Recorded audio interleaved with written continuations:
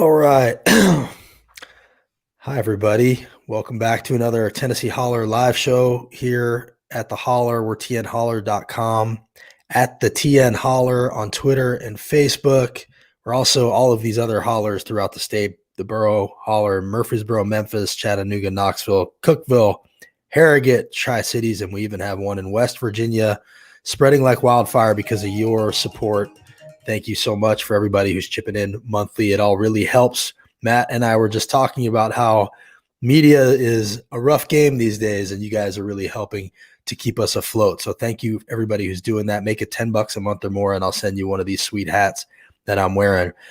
Today, I'm talking to Matt Sheffield. Matt has spent a lot of time as a, I guess, conservative right-wing blogger. He worked for Newsbuters, Washington Examiner, and just did a great interview in the New York Times about how the right-wing media that our friends and family, especially here in Tennessee, get such a steady diet of, helped create this alternate reality, this digital divide. Matt, how are you? I'm well. Thanks for having me. Thanks for being here. So, I tried to tee it up a little bit for you, but I'd love, first of all, just to hear how you would describe your background. Sure. Well, so I was raised in a ultra Orthodox Mormon home. My parents, so Mormons have a tradition not too different from a lot of more charismatic Protestants that believe in personal revelation. You can know the mind of God about anything. And so my dad thinks he's a prophet, and I thought he was too for a long time as well.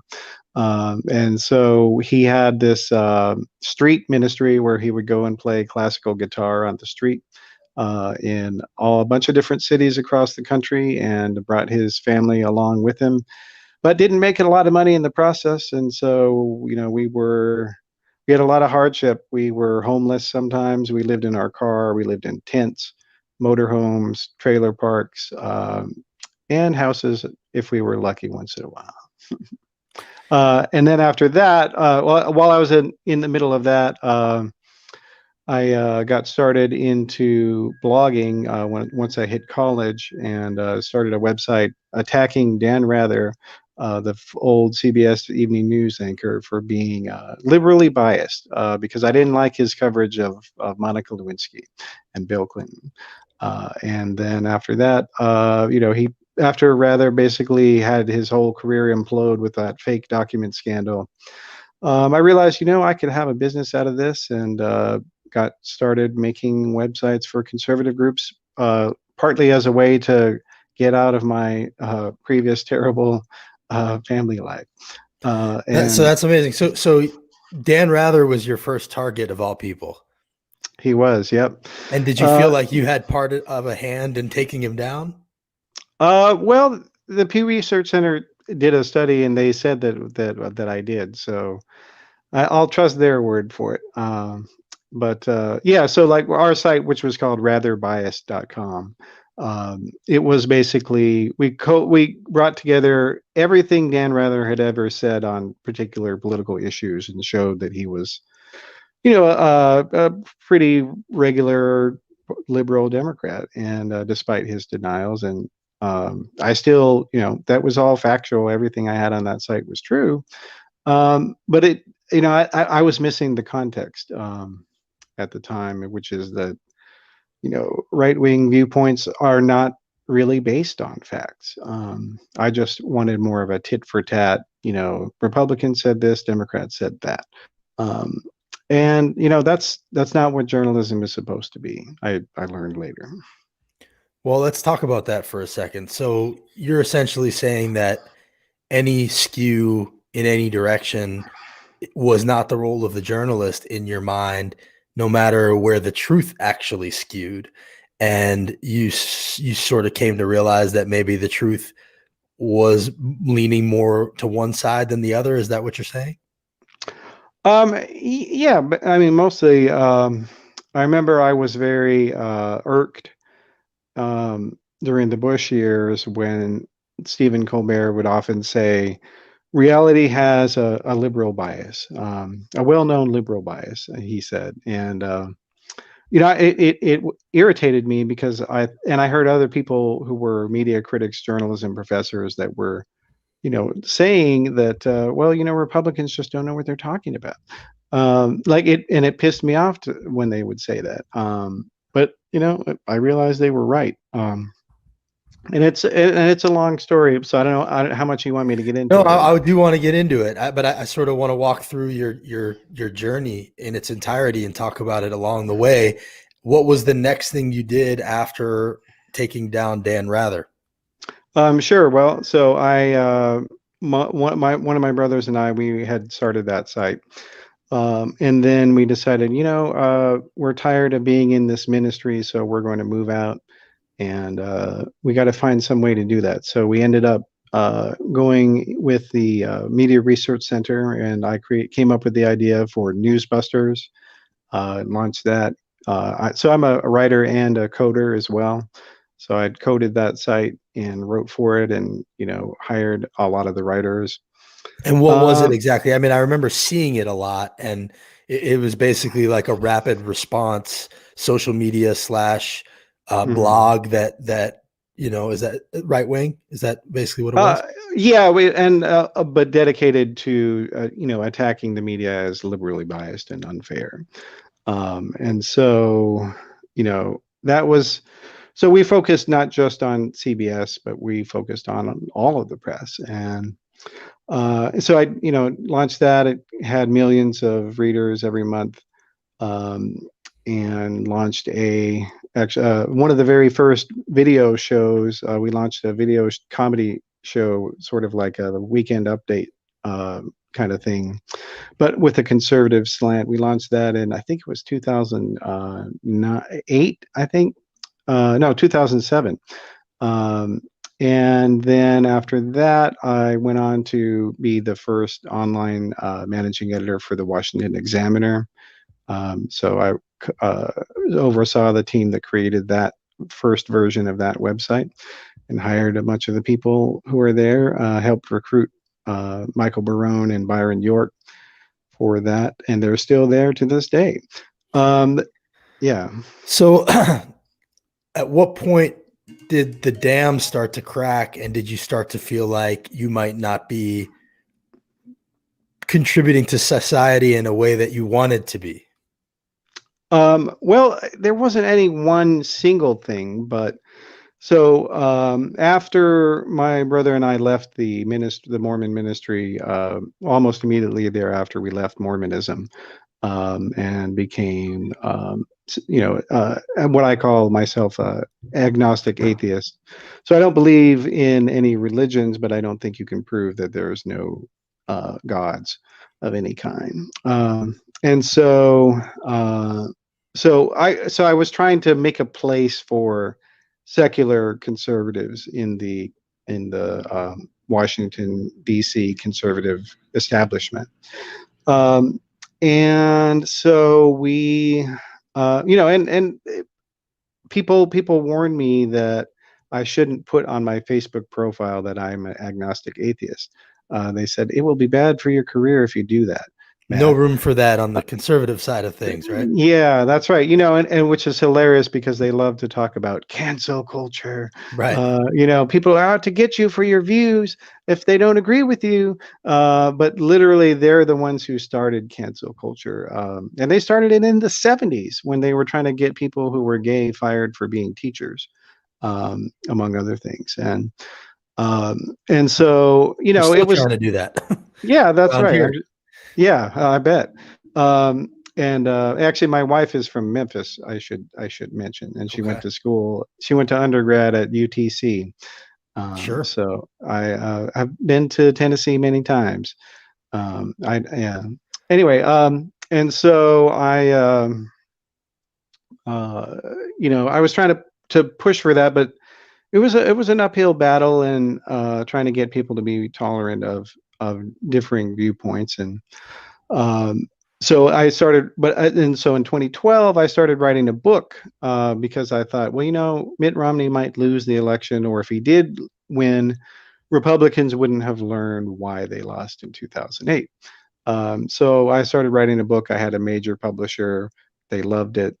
Famous editor was editing it.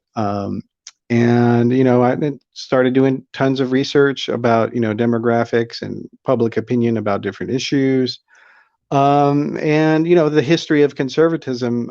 So as a philosophy, conservatism, a lot of the biggest thinkers of conservatism were atheists or agnostic, and it's not something that a lot of people know. But like David Hume, who is one of the most famous philosophers out there, a lot of people study him in college. He was an atheist and he was a conservative. What does And that mean to you? What does being a conservative mean in your mind? Because it seems like it means so many different things to so many different people. What does it mean to you? And also, I'd like to know what you think it means to the majority of the people who were reading the things that you were putting out there. yeah, well, I would say that conservatism is based on a philosophy of an outlook of skepticism. The idea that humans are not perfectible, society is not perfectible, and so that you should be careful in the policies you enact and the things that you try to do, because there are a lot of unintended consequences for government actions. And then if you look at the history of conservatism, so like H.L. Mencken was the first sort of conservative celebrity in America, and he was an atheist. He was there. He covered the Scopes monkey trial actually in Tennessee, and he was making fun of the pastors with his newspaper columns, and he was the first famous conservative in America, and he was an atheist, and very strongly so. And so, for my mind at that time, if you were going to be skeptical of government, well, then you should be skeptical of what the church tells you also, because you didn't vote for them, and how do you know that they really speak for God? You don't. You have no way of knowing. And so that was the perspective that I put into this book. And then I also, looked at some issues showing how even Republican voters don't want to slash the government like Ted Cruz wants to do it. They want, they don't want to cut Medicare. They don't want to cut Social Security. They don't want to cut education. They don't want any of those things. But they believe government is bad at the same time. So there's a but it's only an disconnect. indefinite sort of thing, though. Right, Like, right, of course, yeah, right. And that, yeah, I think that's the tough part.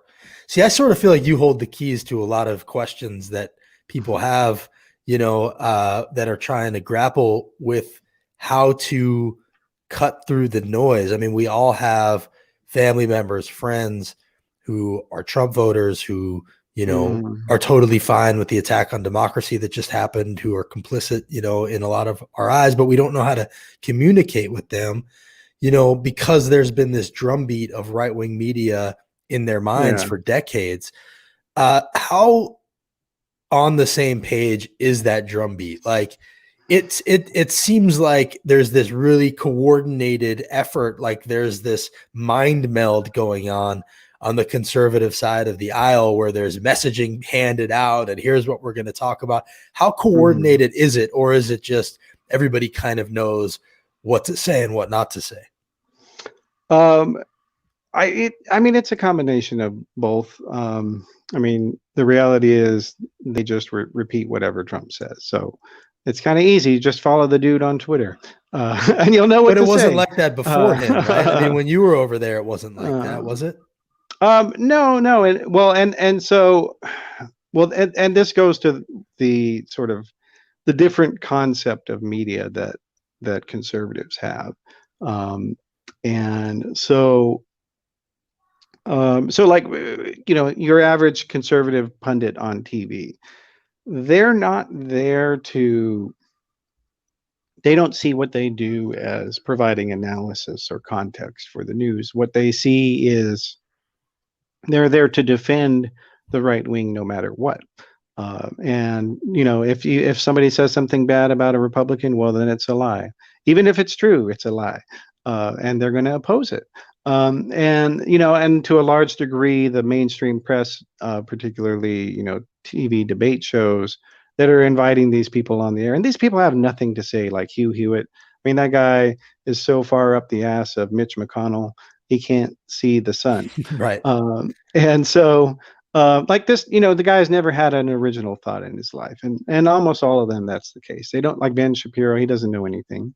And He's but a all the Nashville guy now, by the way. He's a local. uh, yeah, yeah, you guys are gonna have to fumigate the place. I'm glad he's leaving LA, which is where I normally live. Yeah. Um, and so, yeah, and so basically, they don't know what they're talking about, but they're very strident, and they're very good at appealing to feelings.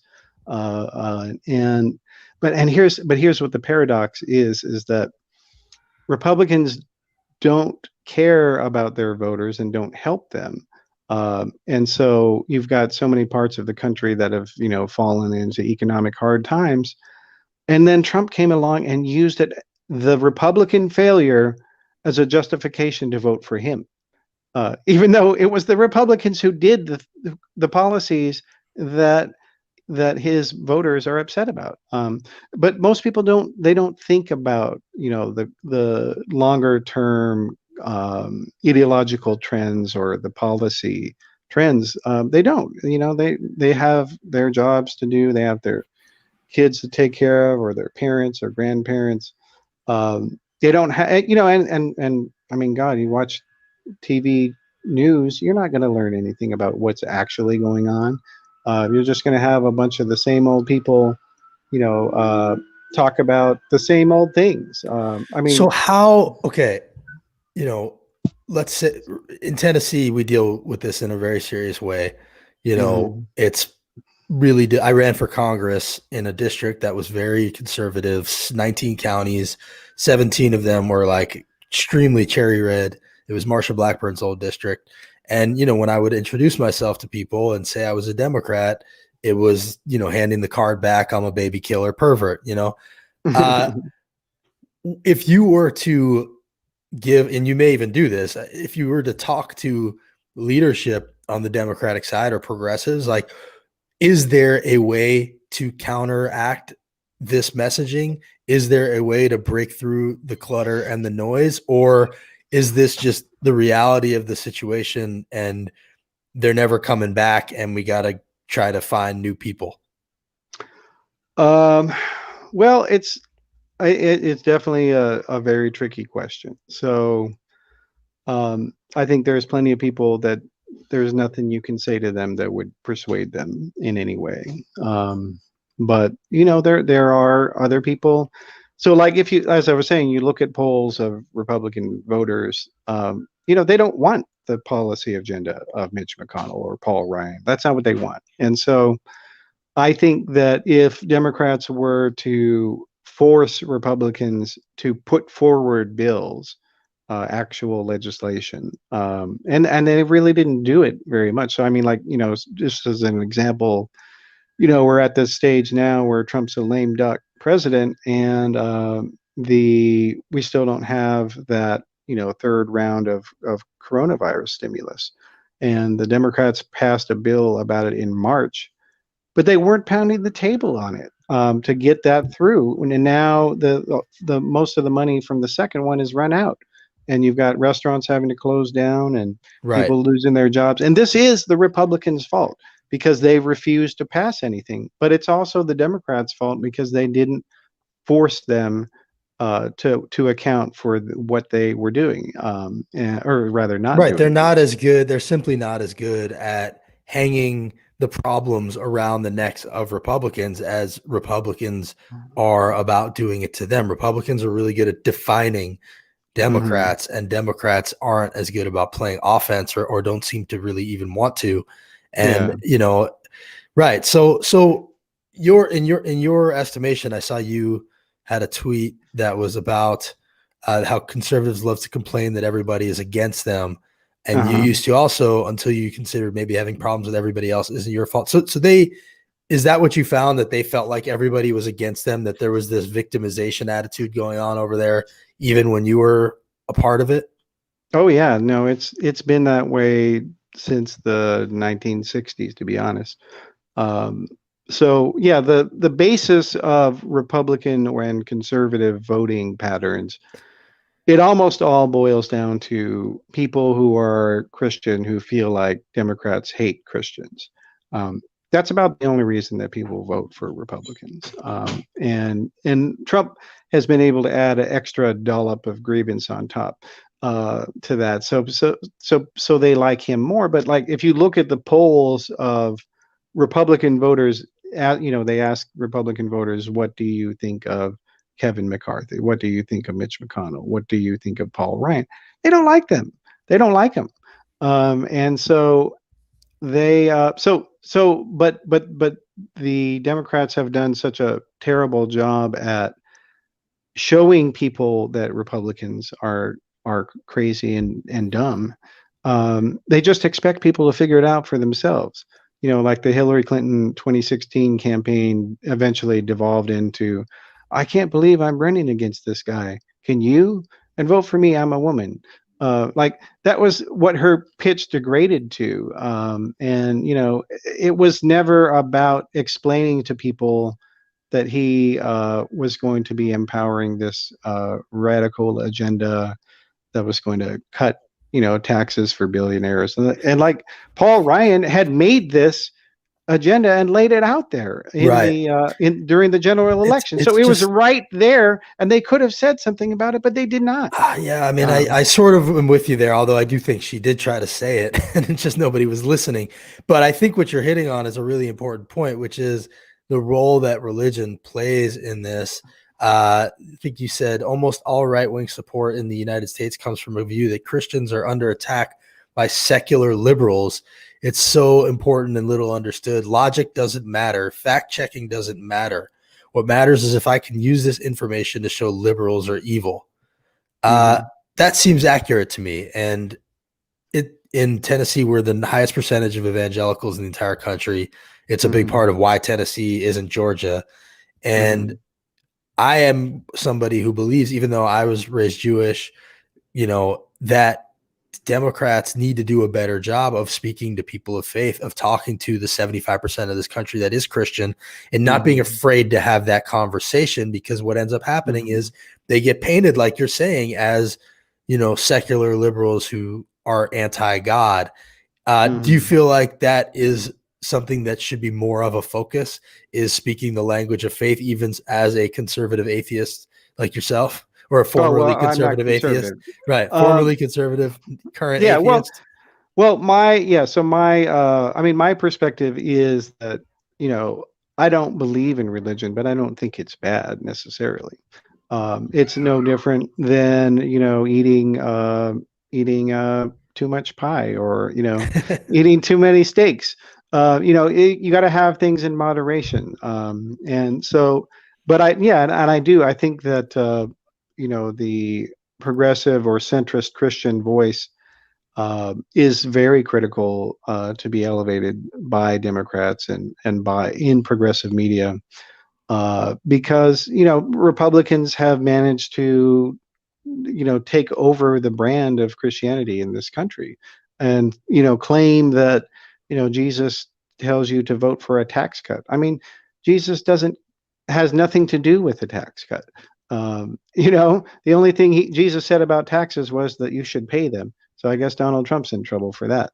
Um, but no, and so like so much of the Bible has nothing to do with Right. right wing agenda items, and so but I think to a large extent the national Democratic elites, some of them are quite religious themselves, like Nancy Pelosi goes to mass and Joe Biden goes to church every week. So it's not that they themselves are secular godless liberals. It's that they feel uncomfortable trying to subject other people to their own religious viewpoints, and they think that that's disrespectful. And so and there's something to that discomfort, because like when I would go to ostensibly, political, I would like a number of times I would go to conservative political events, and they were only about, political discussion or some party meeting or whatever, and they would open up with a prayer to Jesus, like that had nothing to do with anything. And so, But they've done a really good job of tying those things together, and that has been sort of the mhm, last 40-year project, is to co-opt Christianity and mhm, make it, you know, tied to the Republican Party, which, it couldn't mhm. be further from the truth. I agree with you. Who are some of the voices that you were around when you were doing this? I just feel like you have this look behind the curtain. What, Ben Shapiro, tell me, what are your feelings about him? Oh, well, I don't know him personally, You don't know him but personally. Who did you come um, across when you were over there? well, personally, I mean, I'm not really gonna get into specific people Okay, okay. necessarily, I'm just just wondering, because. like, who were the voices No, that I'll were tell. Well, I'll influencing I'll this? tell you a story of that is kind of emblematic of my Okay, experience. So so one day I was at the Examiner, and I so one of the things I do as a journalist is I go and read obscure internet forums as a way of news gathering. yeah, And because that's, especially if you're looking for some local angle or whatever, like you can't beat those type of places.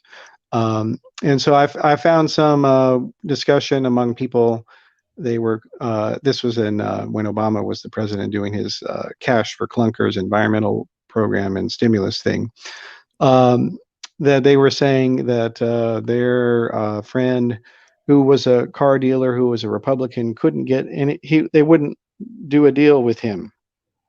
And then somebody else said the same thing. And so I thought, oh wow, that would be interesting if, if that was true, we could prove that Obama was, discriminating against Republican car dealers. But I didn't have time to look into it, so I passed it off to one of my colleagues, and I said, this would be a great story if we can confirm it, but I don't have time right now. So if you want it, you can look into it, and it's yours to have. Well, within about 15 minutes, he had published a story, and had not even bothered to fact check it or look around. He just used that initial material I gave him, and then it ended up on the Drudge Report, and it was getting tens of thousands of hits. Um, and then somebody contacted us and said that that story was wrong. And so he had to issue this embarrassing correction. Drudge took the link off. I'm You know, surprised and, there was even a correction. yeah, yeah, and so and it was just a total embarrassment. But the guy was not he was unfazed from the experience, and he went and did similar things like that, even after that experience. And I said to him, well, why didn't you fact check it? And he said, well, Matthew, Obama is trying to destroy this country. Uh, and that was his answer. Um, Right, so the ends justify the means. They're fighting this fight with lies and attacks, but in their minds, that's worthwhile because of what they think is happening to the country. Does that seem like that's about right? Yeah, although it doesn't even get to the point of whether it's a truth or a lie. It's if it's damaging to Democrats, then we'll talk about it. And it doesn't matter if it's true. We don't even get to that point. And so, and then, when I was at Newsbusters, I always had people trying to like they would write articles, complaining that, oh, such and such show had a lesbian character on it. Oh, isn't that disgusting? And even at the time, like I was so put off by that, that they were trying to basically ban gay people from television. It was just gross, and I didn't like that. But and then I saw other people that basically they would go want to write articles that were saying something like, "Oh, CBS or ABC had this report about how some Republican plan will actually raise taxes on somebody." And they would say, and that's so biased. I can't believe they did that. It was so unfair. And then I said, well, is their plan actually going to do that? Right. And they said, well, yeah, it is. And then I said, so then why are you trying to complain about it if it's true? Uh, And that you're looked at as a weakness, right? Like a weak link if you're actually willing to entertain truth and realism in that yeah, scenario. yeah, How can you? and this was all before Trump, mind you, too. Yeah, So like, Trump was a you symptom. know, yeah, well, that he was not the problem. He was the symptom of the problem. And and so like whenever I see these former Republican consultants, get up on MSNBC and say, oh my God, Donald Trump made the Republicans crazy, can you believe it, woe is me, give me some money. It's total BS. They're the ones who made Donald Trump, not the average Republican voter. They are the ones who did it by injecting you know Christian identity politics into the political discourse, and lying to people about problems that Republicans caused. I mean, like right now, you've got that movie Netflix just released, Hillbilly Elegy. I mean, that book is basically, I haven't seen the movie, but I mean, the book is basically, the moral of the story of that book is, if you're poor, it's because you're lazy and you're worthless. So get off your ass, you scumbag. Um, that's basically that's the conservative idea about how to deal with poverty. It's extraordinarily uncompassionate, um, and it has nothing to say to people who are living, somewhere in some small, Appalachian town where the mines shut down. Like, literally the only thing they tell them is, well, you should move. But why should, like, that's such an unconservative thing to say, that people should have to leave their ancestral home uh, just because, well, we got nothing for you, so get out of here. What role do you think race played in all of it, or white supremacy? I guess is more to the point. In which thing specifically? In conservative right wing media sphere, is Um, it an undercurrent? Is it explicit? well, it's kind of a double track thing. So most of them, the ones that I dealt with, I never saw them being racist, almost none of them. But at the same time, it just may have been that they were more careful, the ones who were racist, because people who I personally knew were also having sort of moonlighting for racist groups and whatnot. And they were doing this while I knew them, some of them. And it was shocking to find out. And one of them got exposed and he got fired from his job for that.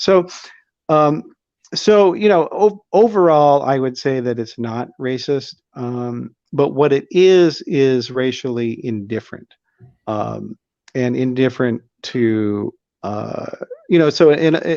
not willing to consider questions of racism and whether they exist or not. Um, and then also there's a strong undercurrent. Well, they're not even an undercurrent. In American conservatism, it's more of a moralism than a political philosophy. And so, going back to the idea that if you're poor, well, then it's because you're a lazy bum. And that's their approach to poverty. And and which often, as it manifests through racial inequality, economic inequality. And so, people sometimes see that and they think it's a racial resentment, but it actually is a hatred for poor people. And so, like, for instance, this guy who's one of the top editors of National Review, he wrote this scathing article talking about how poor Southern people who were voting for Trump, because that was who was voting for him in the beginning. Um, and that's who put him over the top, was rural Southerners. This guy wrote an article saying how dumb they were and how they were just useless. And these were all, white Republicans that he was saying that about. And so, in essence, 2016 was a moment where right-wing elites began talking about poor white people the way that they talk about poor black people. And so a lot of it is very class oriented and bogus, Ayn Rand morality bullshit. Um, Right. and, Paul. and Paul Ryan, exactly. And then, but at the same time, there has always been this undercurrent of racial resentment, and kind of a few. So the Christian nationalism is the stuff on the top, and it's the stuff that everybody sees, and that's what they emphasize the most. And that manifests, not just the idea of Christian supremacy, but also, antagonism toward Muslims. But then at the same time, there is that undercurrent that is believed by, who knows? I guess it's about 5% of Americans roughly have white nationalist viewpoints, according to the research that I've seen, which is still millions of people. Let's be clear. But they, they didn't have any access to power in the past Republican administrations. But what we've had with Republicans over the past 50, 60 years is they get power. The way you get elected as a Republican is to say, I am the true conservative. That incumbent, he is a rhino, a Republican in name only. He's a sellout. I'm the real conservative. I'm further to the right than him. And they've been doing this for 50, 60 years. And what's happening is that they're becoming more and more radicalized and more extreme. And so, whereas before Ted Cruz was considered, this, like when he shut down the government, he was considered this wild, insane dude who was trying to destroy America, and everybody was rightfully scared of him. But then Donald Trump came along, and he said, Ted Cruz is not the real conservative. I am. Right. And then once he was able to gain popularity, he brought in Alex Jones with him, and he Yep. brought the, Pepe Frog people, and so they were the new avant-garde, and the new, and what's happening, unfortunately, is that they have no means of stopping this cycle. Well, that was what I was going to ask you. First of all, are you surprised at how far it has gone to the right, or is this inevitable? And then also, how does it stop? Is it when they go so far that they leave enough people behind that they can't win elections anymore? Is that what stops it? Or is it something like breaking democracy, which seems to have almost happened? Meaning it doesn't stop. It actually it takes us to essentially authoritarianism, power at all costs. Well, it's hard to say. I do think, unfortunately, that the radicalism that we're seeing, and the hatred of fellow Americans and Christian militias are springing up. I think we're going to see a lot more radical Christian terrorism in this country. I do. And I wish that weren't the case, but I think it's going to be, and it's already happening. The last few years of the Trump administration, every year the violent incidents have gone up. And it's related to this cycle of perpetual radicalization that Republicans. So, and the reason that Republicans do this stuff, and I should say also that the reason they do this stuff isn't just so that they can get elected. It's that, or that they can win the primary. It's also that their policies are unpopular. Nobody wants their policies. Right. Even Republicans don't want them. And so, what they want you to talk about instead of their policy ideas is, oh, look, there's an interracial couple. Oh, look, there's some gay men.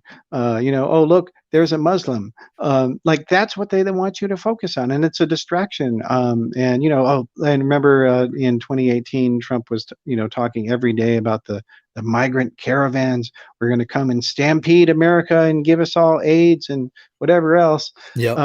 And so that's what, and then he shifted from that to the deep state is going to get you. They're under your bed, and so Antifa.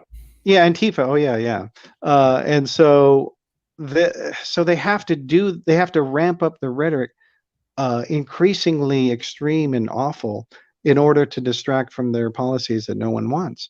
Right. And so it's made things much more radical, but And I think, there are a few scenarios that we could see. One is that they just, if they lose so badly, then we might see some people who want to do things differently.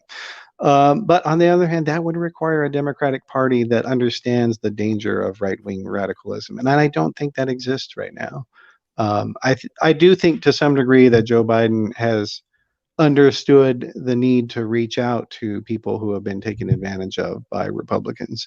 But what he needs critically to remember is that the people who Republicans lied to are not the same. It's okay to reach out to them, but it's not okay to reach out to the people who did the exploiting.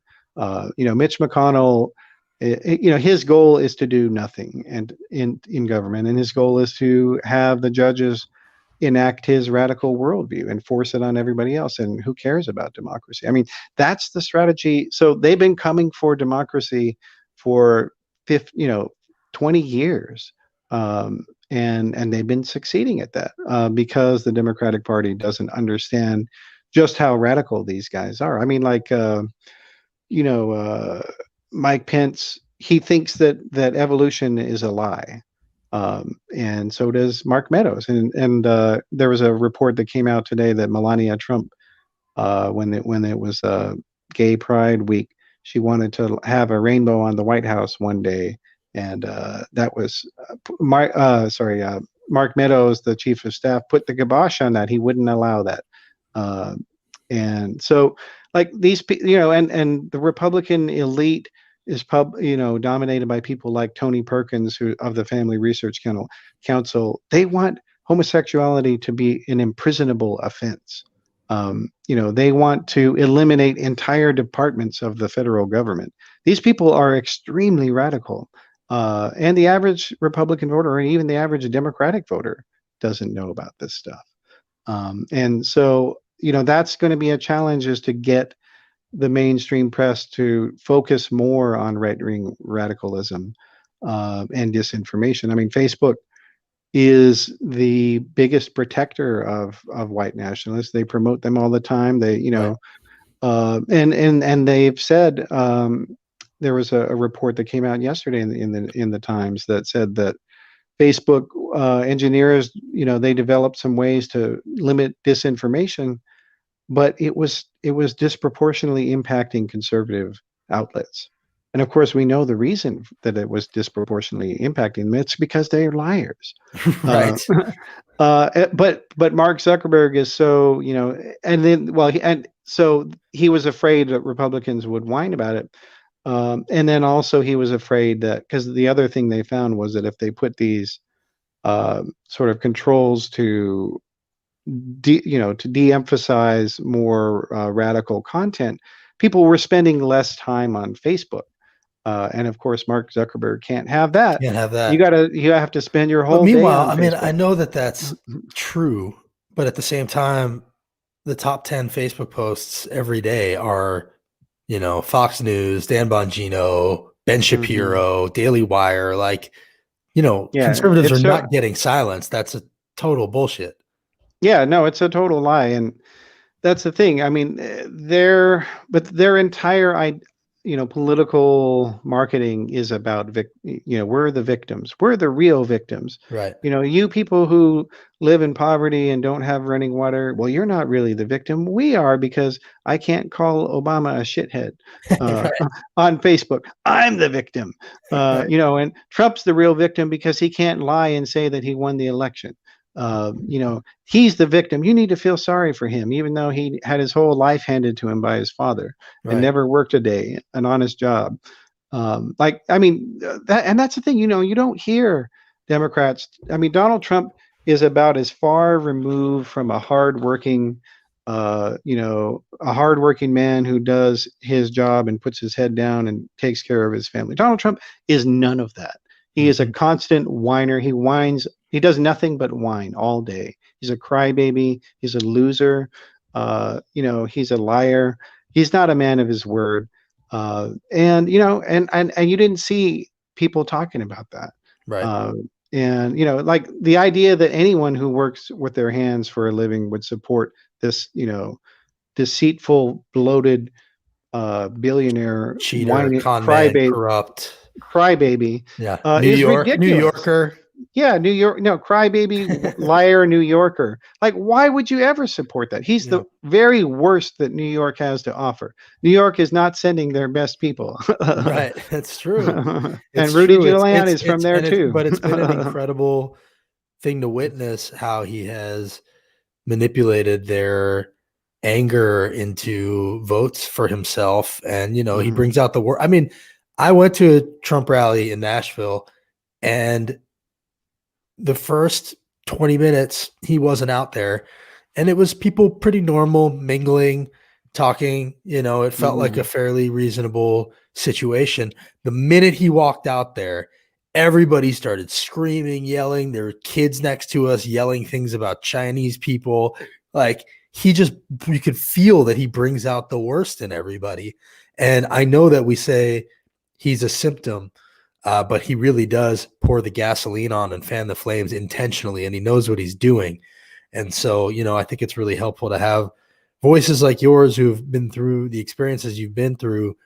Conversion stories, I feel, are really powerful and important. So I appreciate that you're being willing to speak out about it, and to keep telling your story. And hopefully, we can stay in touch and you can continue to sort of shed some light on what's going on, because I think it's really useful. Yeah, well, I appreciate it. Appreciate it. It's good. I'm, it's hard getting the word out because a lot of times, national reporters, they don't understand this story. It's hard for them to cover, right-wing radicals because they have strange, economic views or weird religious views. They're a member of groups that no one's ever heard of, and they're all interconnected. Like, it's hard to get into that, and they won't talk to you. Like, you can't go and interview these people. The only way you can find out what they do is to monitor them. Because they won't tell you the truth, and you can't show up at their conferences; they'll kick you out. That's true for Republican legislators also. There's sort of this shield around them, but that's kind of why we started the holler, is to show up with cameras in their faces and ask them the tough questions. And, it's been going Mhm. pretty well. It's just, we need more outlets like this, and we need to support local journalism. Also, even the more traditional ones who have gone to subscription models out of necessity. It's just really important to keep people shining a light on them, because in the darkness is where this all really goes to hell. Yeah, I agree. I agree. Matt Sheffield, thank you. At Matt Sheffield on Twitter. Mhm. And we'll definitely give you a follow and appreciate you doing this. And maybe we can jump on and talk more down the line. Sure. Yeah, that'd be good. All right. Thanks, Matt. Take care. All right. You too. Bye. So that's Matt. I just wanted to talk to him because I thought his perspective was unique. He ran a site called Newsbuters, which I was familiar with. He worked at the Washington Examiner, and he was a conservative blogger. And then he's no longer a conservative. I guess he realized that a lot of that stuff wasn't based in fact, and he left. And now he's been speaking out. And there was just an article about him, or an interview with him in the New York Times about this stuff. And, it's what we're all up against. It's why we started the holler. It's really hard to cut through this noise, and it's not going to be an easy thing to do, but we just got to keep yelling the truth and talking to the people in our lives who hear this stuff and listen to this stuff and try to fight it with fact. And it's not going to be an easy fight, and it may not even be a winnable one, but it's one we got to keep fighting. So thank you all for subscribing, for following, for supporting, and we're going to keep doing what we can here at the holler with all these hollers. Make sure to follow all of them, and we really appreciate you. Take care.